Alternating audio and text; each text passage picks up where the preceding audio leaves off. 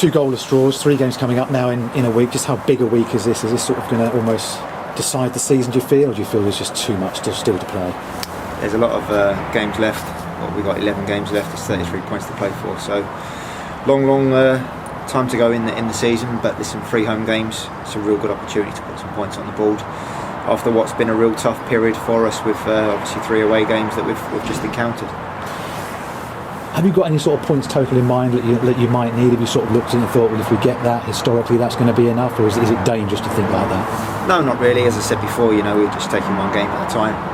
It was a totally different game from the Grimsby game to the Salford game, and it's going to be another totally different game here on Saturday. So I think if you look too far ahead, or if you start planning points, then you tend to come unstuck. So all we're looking to do is go out and approach the game Saturday and look to get the 3 points on the board.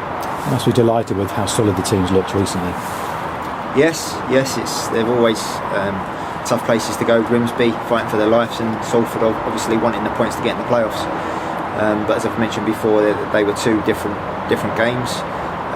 We went about it slightly different in both of those fixtures to try and achieve the outcome of trying to win the game of football. It wasn't to be, but we made sure that we didn't lose the game of football. We're still creating chances, which is a real big plus for us. We're still putting balls into dangerous areas into the box, which again is improved since I first come in. And they're the sort of things that you look at and big positives comes out of the game. Obviously 2 clean sheets in 2 games is a real good return as well. So we do look solid, yes.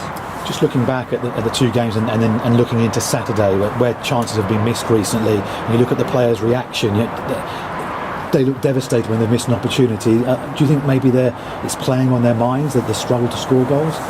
No, not really. I don't think so. I think it would be playing on their minds if we weren't creating. I think if we stopped creating or didn't have as many efforts as we have done in the last few games at goal, I think it would be then a little bit of a different story. But we are creating, we are putting balls into dangerous areas, and it's a numbers game. Law of averages, it's going to happen. We've got to keep believing in what we're doing. As I said, having opportunities at goals, putting balls in good areas of the pitch, and the goals will come.